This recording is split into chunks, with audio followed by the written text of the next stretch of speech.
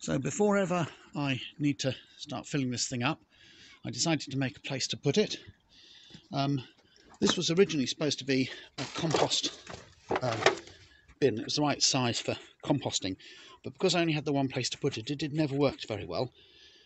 So I had a cone here for a while, and then I had wormeries here. I've now upgraded to a hot bin. I put something underneath it, partly because the ground at the bottom is a little uneven, and I'm aware of the fact this is made of expanded polyurethane, so it's not indestructible. I wanted to have a proper support, and partly to give it a bit of extra insulation at the bottom, and partly to raise up the cap there for getting the leachate out, so that we could get something underneath it to catch it should we wish to do so. And then I've also put a bit of insulation behind it and beside it where it's sort of against the wall.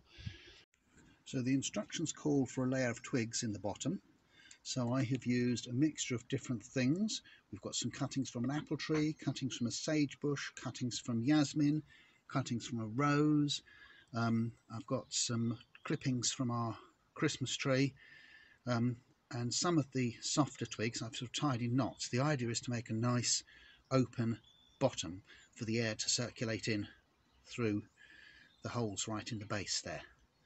So we'll see how it goes. I've now got to mix up the compost, and we need to fill it right up to the level of that little ledge there to get it started.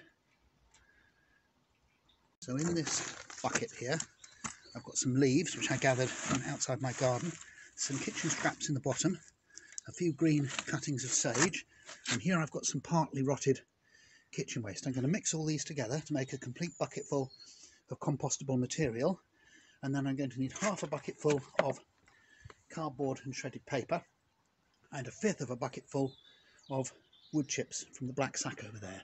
So we'll just get them all in the wheelbarrow and then mix them up. So there's roughly a fifth of the bucket of the wood chips they provide. You can see it's partially composted. There's some Christmas tree bits here and bits of wood, general stuff. The idea is just to aerate the compost a bit. And here is half a bucket of shredded paper and cardboard.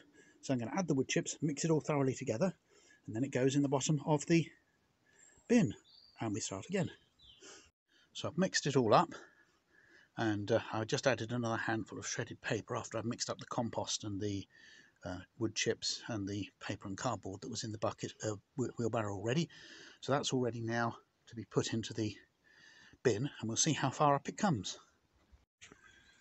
So that's the first bucket of compost, half bucket of shredded paper and cardboard, and fifth of a bucket of wood chips, and we are just under halfway to the fill mark.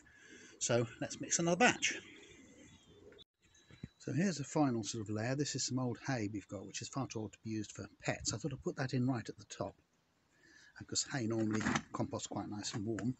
So we're just filling up the kickstart bottle, which we're going to put in the middle of the composter in the top of the current layer. I'll just show you how far that's got up. The current layer's just up to there, so we'll bury the thing a little bit in there, then we'll put the straw in on top to keep everything nice and warm, and we'll hope it starts. If it doesn't start, we'll try it again in a week's time when we've next got some significant quantities of vegetable peelings. So I've got some insulation around the back and around the side, as well as underneath. The underneath is to allow me to collect the leachate from the bottom, because otherwise the screw cap at the bottom is so low down that you wouldn't get anything underneath it to collect the leachate.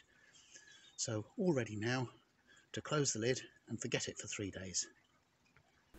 So it's all set up now, and I just need to wait for it to start producing. I've still got my old wormeries because I've got some old compost that I'd made before that needs to be stored somewhere.